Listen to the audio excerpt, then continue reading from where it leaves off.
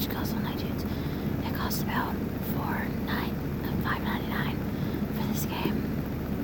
It's pretty expensive for a game, but first, this game not long before your first birthday.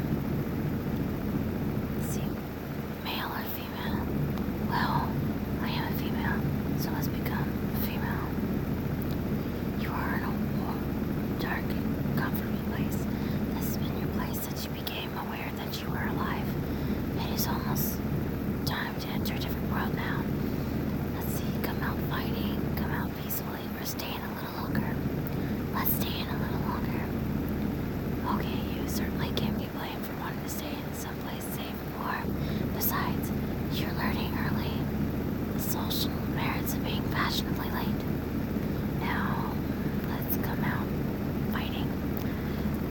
You may be a fighter, but your mom wants you out with more energy than you have in stay in. You've done everything of value in life is worth fighting for. This fight will end in a draw. You will be evicted, but your mom will be pooped. Wow, I could have killed my mom there. Soon you will meet her and snuggle up nice and close. All is forgiven for now. Get ready to be born in a flurry of waving arms, screams, and a slap on the bottom. Happy birthday and welcome to the world. From now on, life will begin to change rapidly. You will have to learn to accept responsibility, build up your resources, and manage yourself physically and emotionally. The events that transpire over the course of the next few days include you develop an algae and milk, and you have been given a special formula. Your mom is proud when the woman points at you and tells, "Now you look like a little porcelain angel." Your rich Aunt Martha places $1,000 bond in trust for you. Awesome. You are in infancy. These are the 7 stages of life and alter ego. You play from birth until death whenever that may be. Your game is saved automatically. Let's see, what do we want to do?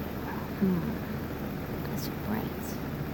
Lying on your stomach in the crib, you notice an interesting objects in arms distance away. It has a round shape at the top and a ring on the bottom. As to determination and grasp of the object. So you have the spreading spirit of your Aunt Martha. You sneak and crawl on your belly like a kitten trying to catch an unsuspecting mouse. You reach your destination, grasp the rattle confidently, and drool on it victory. And show some marks and increase. We're gonna shake it. This is right for fun. You spent a good amount of time shaking the rattle and then fall asleep exhausted by the long trek from one end of the curve to the other. Let's see. Let's try heart. You don't have very many skills yet. As a matter of fact, life is pretty boring. Let's be quiet and let's look around. You look around and see a large blur about 11 inches away from your eye. Every once in a while it moves. Hey, wait a minute. You just as you had that thought, it moved again. I'm gonna keep looking. Congratulations, you found your hand. Yay, we found our hand. That's exciting. This may not seem much of a big discovery, but it is. You will have to learn how to control your hands as a part of childhood development. When you are an adolescent, controlling the hands of others will become important too. I wonder. Let's see. Let's do another heart. You're lying on a soft, furry blanket on the floor of the big room. You are on your back, staring at the shadows sometimes creep across the ceiling. Every so often, Mom or Dad passes by making funny faces. Makes a funny face. Your hands go up in all directions and your feet pat the floor gently, almost out of your control. Happy. We're gonna roll to the side. This maneuver is a little too difficult to accomplish at your present age. You can roll about halfway to this one side. That's nice. Look at all this. We're gonna do this green one. You are alone in the kitchen and begin exploring the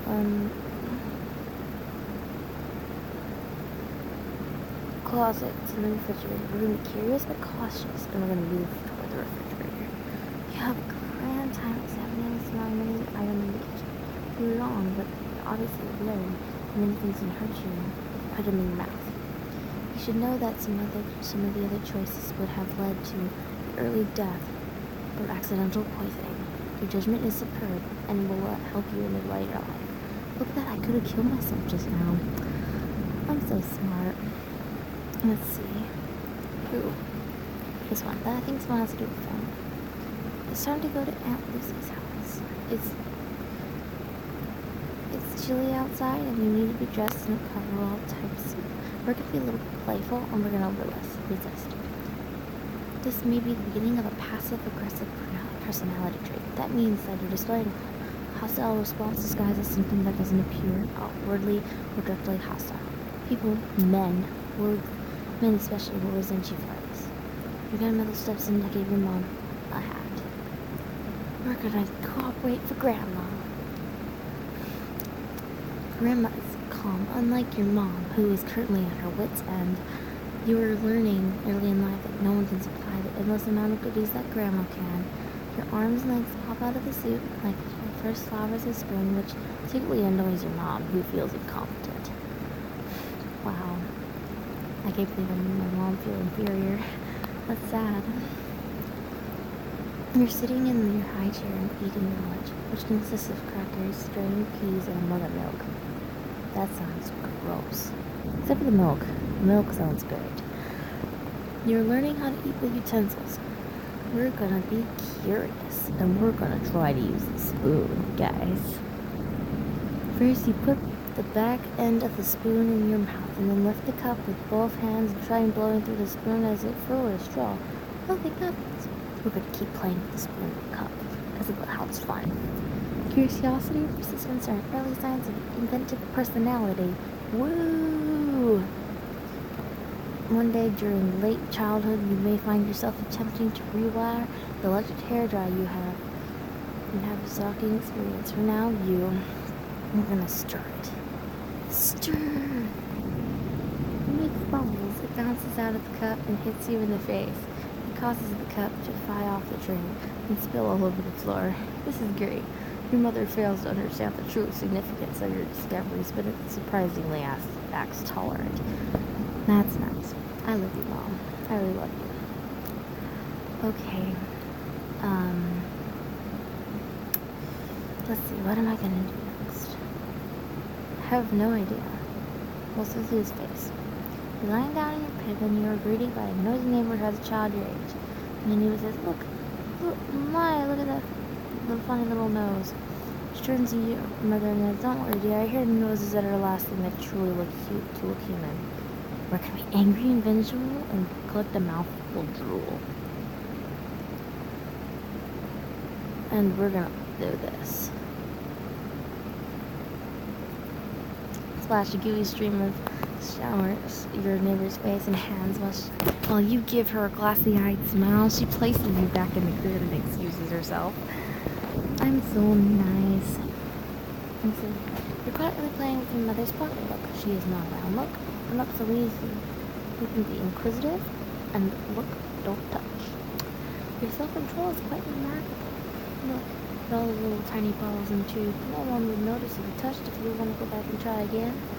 Nah, I'm good. I don't want to mess with any makeup. Good girl, you're beautiful without all that makeup. Aww, the game's so sweet. Let's try to make it out of infancy, and then I'll end the video. Sound good? You're being taken to the park. Your dad is an old college buddy who's wheeling around a baby your age. As the two dads talk, you actually begin to eye the baby in the other carriage. We're gonna be curious and put the finger near the other baby's face. We're gonna touch the baby's arm, because I'm feeling if we touch the baby's face, we're gonna hurt the baby. I don't wanna hurt the baby. And the baby touches you back. You are exploring the environment and learning about one another. This causes your intellectual and social spirits to increase. You seem to like another. You made it your first friend. Yay! That's cool. Heart.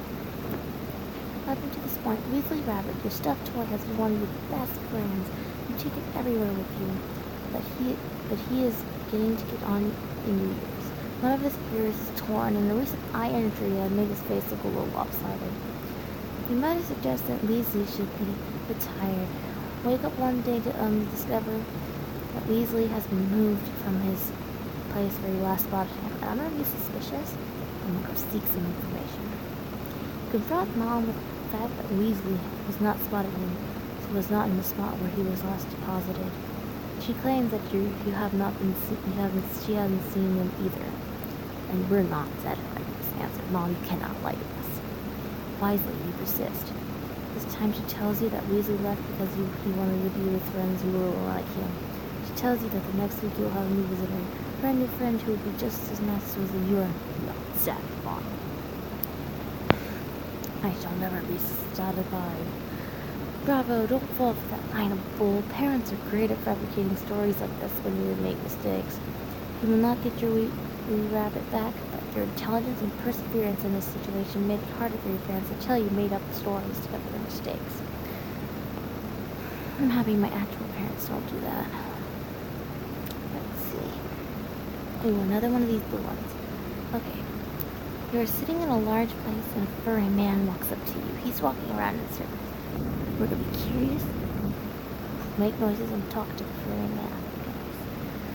You yell to the furry man, and he walks around you. He makes a noise that sounds like a wolf. He sits on your leg. We're gonna grab the furry man by the head, guys.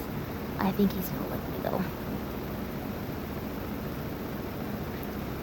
You grab his head between your two hands. Hey, meow. That man is looking you all over the face. Mommy says he's kissing you. We're gonna lick him off a little too, which is really weird, but oh well. His nose is cold and his hair is tickling your face. He tastes very salty and has bad breath. Oh well. Okay. So another one of those green ones. You're eating at the house of one of your parents' friends, and you were told by your mother to be on your best behavior. Something that you ate has disagreed with you, and you feel very sick. Queasy? Call Mom. Mom walks over to you and asks what's wrong. She brings you to the bathroom and takes your temperature. You don't have a fever. She gives you a glass of warm milk. You feel a little better, but the milk, that did it. It was Mom. Thank you, Mommy. I love you. I really do love my mom. She's like the best. She's always been there for me. You walk into your bedroom about to go to sleep. The dark shapes stare at you from the very corner of the room. Headlights cast eerie shadows on the walls. And you heard that the ticklebugs sneak into the girl's room and hide under the bed to get to the victims during the night. You're gonna be tired and just go to sleep. You have no imagination. Aren't you a least bit afraid of things that go bump in the night? What? Maybe. Good. Then look under the bed. You search under the bed and see shadows of toys and socks left under the bed. Stuffed animals' glassy eyes shine through the darkness. Everything is quiet. What is that? Only noise from downstairs. The ticklebugs don't seem to be here. Not tonight, anyways. Haha. I don't want no ticklebug with me. Next chapter. Next chapter already. Thank you very much. It's frozen. Stupid thing. Man. Okay. Another one. The phone rings while Daddy is ironing a shirt. He must leave you alone in the room with the iron. We're going to be cautious and play quiet. Dad realizes that you're alone with a hot iron and calls you into the room. You run into the room and trip over the iron cord. The iron wobbles but remains upright. You have avoided getting hurt. Yay! I'm being smart with my decisions on this game. Okay. You're in a large department store waiting in line, and there's an extremely well-endowed woman standing in front of you. Jane smiles. She looks like she may be an interesting person to talk to. Okay, we're gonna ask her some questions. And we're gonna ask, we're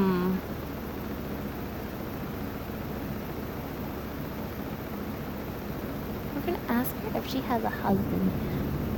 She tells you she doesn't have a husband. Aw, I feel bad for her. Slightly. It's okay not to have a husband. Let's do a purple one. It's Saturday morning, and Mom asks you to help with some chores. The Susie Fantastic cartoon starts hour has just begun. We're gonna be helpful and listen to Mom. What a good girl. Mom makes you feel very important. As a reward, she takes you out for some special makeup and some old clothes. Just before you play dress up with Mom, the phone rings. She stays on for a whole 2 hours. Man, that sucks. Man, she was playing with you and she just left you. Oh, that sucks. You're in the backseat of the car during a very long ride. We're just gonna tired and ask questions. You ask, when do we eat? Mom says, in a little while. We're gonna go to sleep. You fall into a deep sleep and get carried out of the car by Dad. Your mouth feels dry and you're very groggy. You were smart not to be a pain in the neck out of yourself. Damn. It's the middle of the day and you get a heavy feeling in your stomach. You think it might be time to go potty.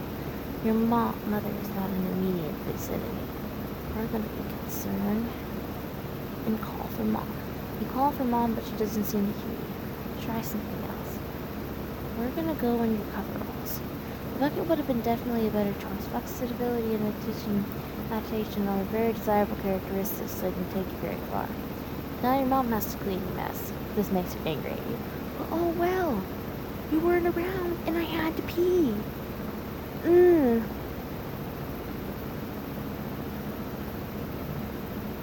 Okay. You are still not completely familiar with using the toilet. It's still quite fascinating to you. And you just have finished and cleaned yourself like a big girl. We're going to stay content. And we're going to leave the bathroom. You resist a strong temptation. You deserve a cookie. There's some on the table over there. Would you like to take one? We're just going to leave them alone. You're a hard one to fool. You seem to be growing up to be a really good goody two-shoes. We'll see how good you are at the way this way. Or when someone asks you for a drink of alcohol when you're still underage. Oh, that's a sign of something. I wonder if I am going to be asked for alcohol. That would be strange. Okay, today's Dad's birthday, and you would like to make him breakfast. We're going to be extravagant and ask Mom for help. Mom won't let you do exactly what you want, but helps you make Dad a nice breakfast. This makes him feel terrific. Yay! We're going to do another heart. Time to feed the fish. You pinch a small amount of fish food between your fingers and tap on the glass. There's no sign of Gabriella. All are confused, and we're going to call for Mom. Gabby floats up from the surface and under a big gray rock. Her eyes seem very puffy and her body's very stiff. You're relieved to see she hasn't jumped underboard. We're going to ask Mom about Gabby.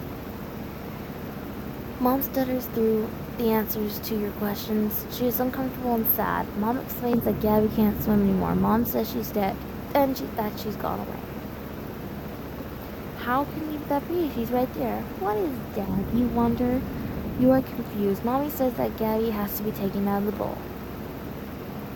We're going to flush Gabby out of the toilet because I don't think she's going to appreciate keeping it in a box in your drawer. That's been stinking for a while. Even though Mom has a sad face, you giggle at the thought of Gabby swimming in the bowl. You wonder if will tickle you the next time you go into the bathroom. It isn't a real laugh, but you don't know what else to do. You're still in infancy. It's been almost 20 minutes. Man. Mom and Dad have taken the family to the beach. Dad is trying to sleep on the blanket and Mom is body surfing on the waves. You are playing with a bucket and a shovel. We're going to be creative. Start mixing mud and water. It's really fun. The mixing is accomplished when done by hand. You imagine that you're a world famous chef. First course will be mud soup, followed with mud boogers for dessert, mud pies. That's a natural thing, I think. And after you're finished, you walk over to Dad. Dad is still sleeping, but looks like he made the perfect dinner. Yes, you ask him if he would like to try the mud soup. Make him believe you are feeding him the mud soup. You occupy yourself for several minutes, making him believe that Dad is eating the mud soup. Then you realize the mud burgers and mud pies are still not eaten. He fixed out a nice, juicy mud burger. Perhaps he wouldn't notice he put a very small amount of sugar and put it on his lips. Where can I put it on someone's lips? He noticed Dad sticking out his tongue and mouth. He's saying the words sword over and over again. Did you do something wrong? Dad screams and out your mother's name, which she could not find. Give him a kiss. Good choice. Now is not the time for formalities. Butter him up. All is forgiven. That's cute.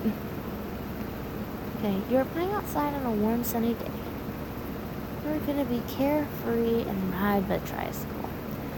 One of your favorite games is to ride a tricycle around in circles very fast. Oops, you fall over and your hand begins to bleed. Go to the help. Mommy. I think that Mom is more tender than Dad. She washes the cut carefully and doesn't mind that you cry a little when it stings. You haven't had a tetanus shot go. You must go to the doctor and get a painful shot. You will suffer temporary physical discomfort. Oh, that's sad. I don't want to get a shot. I really don't. But I already have my tetanus shots, luckily. Early in the afternoon, you watch your mom as she tries to wash the clothes. Since the washing machine is broken, Mom has given it a name just like a pet. The washing machine is, oh, that's a bad word. You have the toy washer just like it. Later in the afternoon, your parents tell you to go to your room and play while the relative visit. You're getting bored and make believe you are Mom. You boredom simulates a flash of creative genius. You go to the closet and put on Mom's clothes. You're pretending to wash the clothes. We're going to keep quiet and not say the washer's name because my mom would kill me if I said that. You are behaving yourself today. This is very considerate of you, but not too much fun. You show remarkable self-control, which will help you health later. Heart. You are alone in your parents' bedroom. This shiny silver quarter on the table. We're going to leave that quarter alone. That might have been a tough decision for you at your age, even sometimes into adulthood. Honesty is often less clear-cut. Maybe you imagined that you had nothing to gain by stealing that quarter. You were right about that. Instead, you gained in trustworthiness. What category? Trustworthiness. Okay, there we go. I can speak English. Okay, another hard. Mom and Dad are entertaining some friends while you're minding your own business, sitting quietly in the corner of the room. Suddenly, a man with a big nose and shiny head puts his face right up to yours and says something in a loud voice. We're going to be terrified and we're going to scream. Wah! Your eyes bulge and your heart beats fast. You were startled. This is the first encounter with a person who is less delicate in the social sense. Your dad comforts you, and the mom leads the man back to the corner, leads the man back to bother the adults. You have just passed through infancy. A brief book of your life up to this time shows the following. Your family has been not very good. You seem to be lacking the bonds that are so critical during these phases of life. Oops, I think I messed up on that. Physically, you have been a healthy baby. That's good. Socially, during this phase of life, nothing much is really expected of you. After all, you're too young to throw a successful cocktail party, and frankly, anyone who dribbled on herself probably wouldn't make the ideal dinner guest. However, by now there is something that you should have mastered. Your progress in this area shows. You have been the type of child that Mom could trust in department stores. Now, regarding your emotional and personality development, what a trustworthy little lady you are turning out to be. On the one hand, your trustworthiness is a desired trait. On the other, I'm curious about why you don't explore your environment a bit more and get into things a bit. For existence, haven't you wondered what a zipper on the side of your mother's pillow is for? Well, then, unzip it. Your thoughtfulness characteristic really doesn't count much for this phase in life. Most children often find themselves at the mercy of their own whims and impulses. You are allowed to be cranky now. People will tolerate it much better than you are when you're a teenager. Any whining and carrying on will seem more objectionable. I can agree with that. One thing about your character that has a tendency to put people off is your aggressiveness. You're the type of baby who likes to pull on loose things of clothing, hair, and any bulbous fleshy objects that come within your reach. You're gonna have to learn the meaning of make nice. This wraps up your status for the very first years of your life. I hope you like yourself. If not, you can always try to improve in the years to come. There's plenty of time. Okay. We're gonna do Welcome to Childhood later. And this is the end of the video, and this is the end of infancy. Childhood would be the next video.